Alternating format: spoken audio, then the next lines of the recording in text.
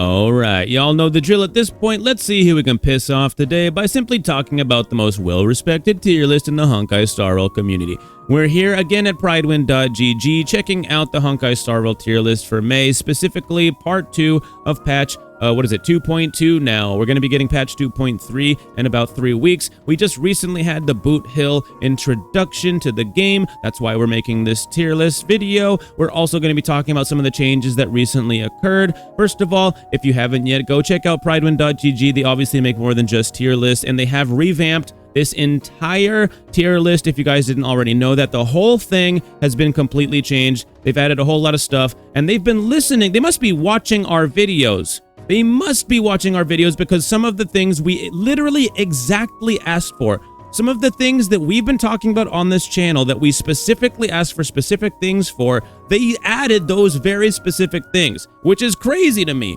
So I don't know if other content creators have been influencing this as well. They probably have been asking for probably roughly the same stuff we have, because it's totally wild that I literally asked for the Pela buff and we got it. I asked for Ting Yun to be above Bronya, and we got it. I asked for this bottom tier list for the characters that sort of just don't got the juice anymore, and we got it. So let's talk about this. But first, like I said, go check these guys out. I'll put a link to this in the pinned comment and description below, so go check them out. Much love. Obviously, sometimes we don't always disagree with what Pridewin's got going on here, but they always make the adjustments eventually. They always do. I mean, look at this list. This list looks pretty solid right now. Obviously, there might be some minor things to nitpick here or there, but let's go ahead and get into this thing. First of all, let's talk about BOOTHILL's placement here. BOOTHILL looking pretty booty hill, if you know what I'm talking about. Booty hill looking like pretty solid over here, man. Look at this guy. Looking at 0.5, tier 0.5. Booty hill is killing it right now. He's the first dedicated break character for the 5-star characters. He's the first 5-star break character. So obviously he's a physical type. We had Luca, but he's a 4-star. You know, you picking up what I'm putting down. He's the first 5-star dedicated character. This is part of the shift we have been making towards the break effect meta. We got Gallagher not that long ago. As you can see, Gallagher is getting a bump up as well, because he's really good on Acheron teams. He's not the best, obviously. Aventurine, you know, a lot of these preservation units that can wear the trend of Universal Market Lycone are going to be better because they're more consistent at building those stacks, which is what really gives Acheron the damage output. But Gallagher's good on Acheron teams, and he's good on the break teams, and the break effect meta is what we're currently in the middle of right now. We even got Harmony Trailblazer buffing breaks, and we already had Ron May back from patch 1.6, where we've been seeing these small little introductions to the break effect meta, and now we're getting BOOTHILL, and next patch we're going to be getting Firefly. But that's for another video. We're here to talk about the currently available characters in the game, so let's do it. So, with BOOTHILL, he has this awesome mechanic that's called, I believe, the dual state, if I'm remembering that correctly. He wants to hyper-focus on a boss. He's known as a boss killer, and you basically immediately start battle and only go for the boss. That's basically what he wants to do. And with all the other characters on the team, they can take care of the mobs, or if he finishes defeating the boss enemy or the elite enemy, with one hit, he should be able to deal with any of the mobs that are left over, because he is a really strong single target unit. He's known as a specialist character because he's a break character. It's a bit of a niche. And sitting here at tier 0.5 next to characters like Kafka and Black Swan, dude, that's huge, because a lot of the reason why we have Kafka and Black Swan up here is because, yes, they can perform individually very, very well. You can pair them with other DOT characters and pop the heck off. You know, Black Swan, for example, she can turn all of her Arcana stacks into every DOT type with her ultimate, meaning that even like Gwenifin turns into a budget Kafka on a team composition like that. That's how strong these characters are, even with these other characters. But one of the reasons why we see them this high is because when you pair them together, they're absolutely insane. To see BOOTHILL uphill, to see BOOTHILL up here as a specialist, all the way up here at tier 0.5, right off of the rip, right off of launch, is crazy, dude. Especially considering we're so limited on powerful break effect synergy. We do have great break effect synergy in the game right now already, but you are limited on what units you can kind of use. So it's really great to see that even though the shift towards break effect meta is still in its early stages, or like we're finally hitting like the heyday, the glory days of the break effect meta with some of these new units, it's cool to see that it's actually working well right out of the box, pretty much. You know what I mean? And the great thing is that every single player in the game can get access to the Harmony Trailblazer, giving BOOTHILL a very, very solid support character. Because not everybody has Ron May, and obviously Ron May and the Harmony Trailblazer are going to be the first characters you want to look at to pair with your BOOTHILL. But just so that you guys are aware, his kit was made in a way that he does not have to have Ron May and Harmony Trailblazer to perform very, very well. His kit was made in a way that you don't necessarily need them. So as a free-to-play player, you can still play him. Even if you're not super heavily invested into the break effect meta, then you can still pull him with and perform with success. It was built so that he doesn't have to rely on those type of characters to perform well. Obviously, his skill ceiling is like incredibly higher with a Ron May and a Harmony Trailblazer type of combo. Obviously, that's the better choice you want to make. That's the best choice you can do for him, but he doesn't have to have them. He can be paired with other great characters as well. Even Ting Yun can buff him really well because she gives him energy quicker and he wants to like maintain his dual state. Even Ting Yun, obviously Ting Yun's incredible, even on teams that you wouldn't expect her to be good on because she has that like attack buff, but don't forget she has damage buffs. She has these crazy energy gains too. She's so valuable on any team pretty much because of that energy. She's never gonna, like, there's no power creep in her unless a character comes out with enough energy to power creep her there. When someone finally releases with an energy buff bigger than her, then she'll finally get power crept. But, you know what I mean? Until then, she's still super duper strong. Obviously, a Silver Wolf can also be very strong with a BOOTHILL because he's a single target DPS, right? And Silver Wolf is a single target debuffer. So you're never gonna worry about her. But like Pela, for example, is typically usually better than Silver Wolf because of the AoE debuffing she provides. But with a BOOTHILL, believe it or not, Silver Wolf provides better debuffing than a Pela does in some of those situations. You have to have a, you know, a very strong Silver Wolf to be able to like make her like fast enough to be able to do that, yada yada yada. But you can also build a break effect Silver Wolf so that if she's paired together with the BOOTHILL and the Harmony Trailblazer, for example, this is a very, very strong combination, and it works very, very well because Harmony Trailblazer can also turn Silver Wolf into sort of like a sub-DPS character on that team composition. Anyways, we've talked a lot about BOOTHILL. We'll probably like come back to him towards the end of the video. Let's talk about some of these other shifts that we've seen on this tier list as of recent, because I'm not sure if we covered this in some of the previous tier list videos that we did, because we cover these characters right when they drop some of the time, and we don't always do the follow-up when the new Memory of Chaos changes. So I wanted to talk about this. The Pela buff, the Pela bump. She has, like, here's the thing. If you have a Silver Wolf on a tier, you have, like, you cannot put Pela below Silver Wolf pretty much. Because any team you could put Silver Wolf on, Pela could basically always do that. In fact, this is one of the only times where Silver Wolf is basically better than a Pela because she provides better buffing in some cases for, you know what I mean, the situation with what's his face, BOOTHILL. You know what I mean? With Dr. Ratio, for example, a lot of people were like, oh, Silver Wolf's better. It's like, nah, dude, because what happens when you defeat an enemy with Ratio and he has that follow, like, imagine you defeat an enemy with Ratio's skill, it kills the enemy, and then he has the follow-up. Is the enemy that he switches to afterwards gonna be debuffed by the Silver Wolf?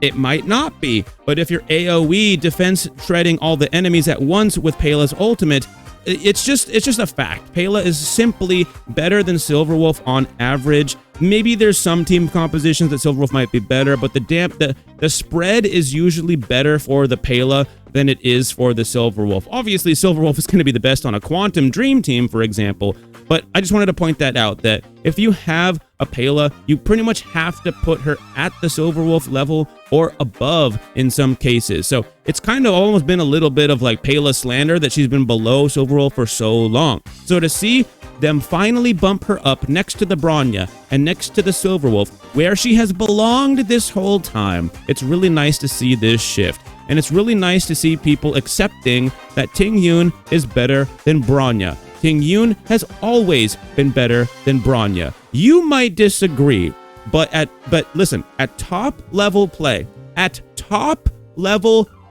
which is what a tier list should realistically be based off of, Ting Yun is better than Bronya. It's just facts. Even here, looking at the tier list, people are starting to accept that. It's taken a while for this to happen, but E6 Ting Yun is better than an E0 Bronya. Obviously, once you start getting more Eidolons of Bronya, her power level spikes up. But at E0, Ting Yun's E6 is better. These are simply facts. You can't really argue with the facts. I mean, you can, but you might look a little bit silly doing it. So let's take a look at some other things here. So I wanted to point out that Gepard here, in my opinion, he deserves to be up here at tier 1.5.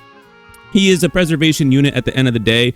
Really great pairing for an Acheron team. Sure, you know what I mean? The Aventurines of the world are going to be better for an Acheron. Even a Fu Xuan is better for Acheron, but the Gepards do work too. I think the fact that we're in the middle of like Acheron still, it's, you know what I mean? Like, it's not her patch anymore, but she's still gonna be relevant. So Gepard will always be relevant, being a strong preservation unit with her. Now, don't forget that this is based on the currently available Memory of Chaos. So you know what I mean? Maybe we're not factoring in something in the currently available Memory of Chaos that makes Gepard just not good enough right now. Maybe he doesn't cut it for some players. Maybe he doesn't have enough shielding, so maybe that's why he's been bumped down. And maybe on average, just because there's one pairing that makes him good, doesn't necessarily mean that he deserves to be like placed really, really high. For example, like Gallagher being good with a Acheron team is not enough for him to get the bump up.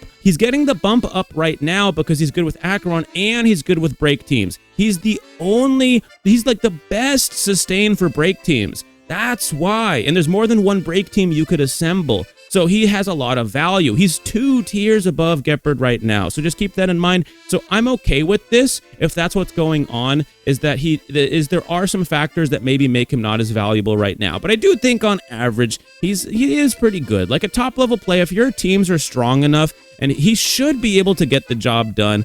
We'll probably see Gepard back up here at tier 1.5 eventually. So, stay tuned for that in the future, I suppose. Let's go ahead and take a look at something else I wanted to point out here.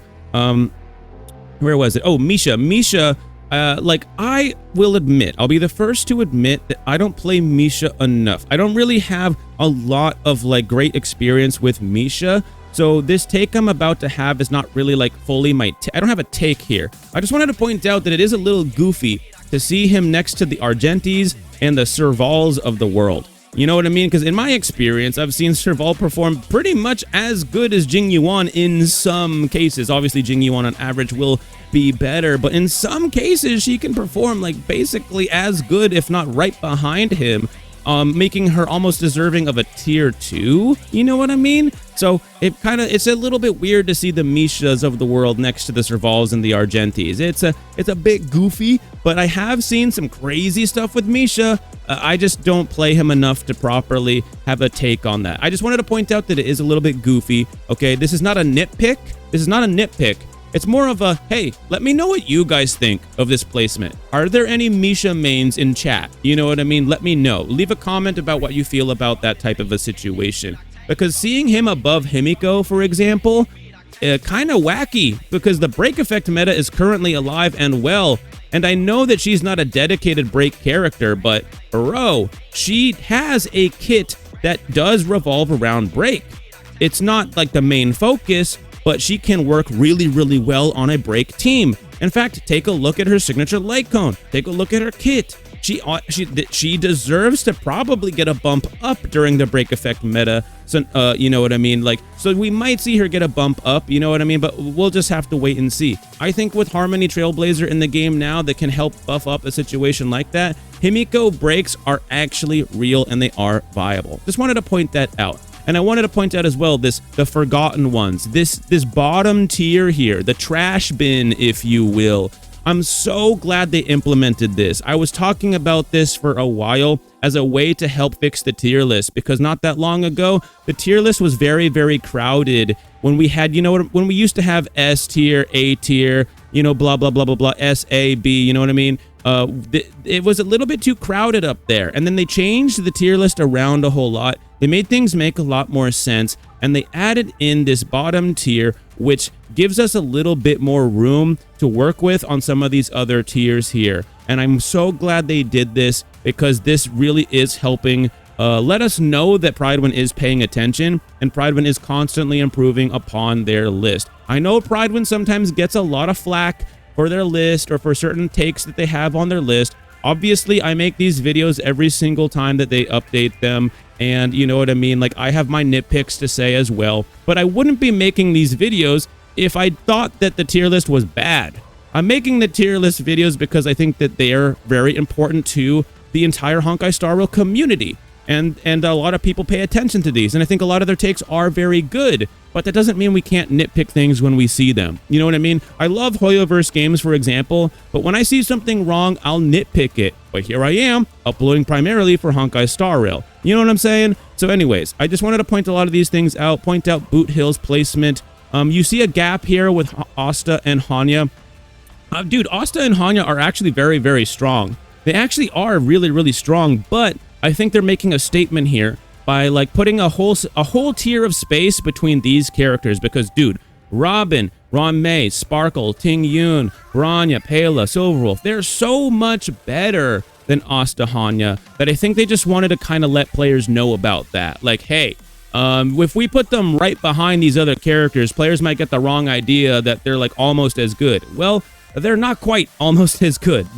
These other characters up here, these other, you know, Harmony characters, these other, like, no, well, there's some debuffers here, but these support characters here are absolutely cracked in comparison to the Astas and Hanyas of the world. Don't get me wrong, I still mess around with these characters and do some crazy, wacky stuff with them sometimes and goof off with some fun jank teams, and they pop the heck off, but that doesn't mean that they're necessarily, like, you know what I mean, deserving to be right behind some of these other characters. People have seen some wacky, crazy, cool stuff with Arlen. That doesn't mean he's the best character in the game. You know what I'm saying? If you know what I'm saying? All right, so I just wanted to point that stuff out. I do feel like we should see a support character, at least one, probably Ron May at tier 0. I still believe one of them should be at tier 0 because Harmony characters, for example, are the best characters in the entire game. So it feels very, very strange to not see a Harmony character at tier 0.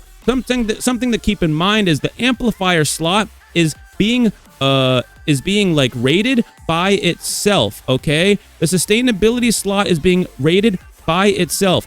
Like, imagine there was like a really thick column right here separating all these sections. There's 4 different sections. It's almost, think about it like this. This is basically like 4 different tier lists right next to each other. It's like this is a damage dealer tier list right here. This is a specialist tier list right here. This is an amplifier tier list right here, and a sustained tier list right here. That's kind of the way we need to think about it. But I still feel like there should be like one of them at tier 0. That's just me personally. I'm okay with this. I'm not going to nitpick it too much. You know what I mean? I've sort of accepted the fact that all of the 3 of these characters are great in their own way. Robin's absolutely busted on follow-up teams, and she's also great on DOT teams as well, believe it or not. In fact, some people feel like she's even better than Ron May. I feel like Ron May is still incredible on DOT teams. It sort of just depends on how you have the DOT team set up, how you have your characters' relics and stats set up, whether a Ron May or a Robin could be better for you in that situation. Obviously, Sparkle, you know, is like so cracked with a Dan Hung and Bibbiter Lune, and Ron May though, I just feel like her spread is so good. She's basically good on any team, like literally any team she's good on, and so I feel like she probably deserves to be the strongest Harmony character to this day.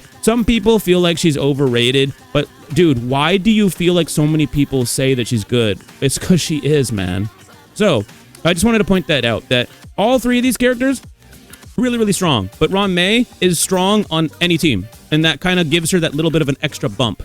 Anyways, if you found this information helpful, you know, whatever in any way, shape, or form, consider leaving a like and subscribe if you like gacha gaming, Honkai Star Rail, Genshin Impact, or Wuthering Waves, or even Elden Ring DLC coming out in less than a month. I'll see you then. Anyways, peace out. Catch you later.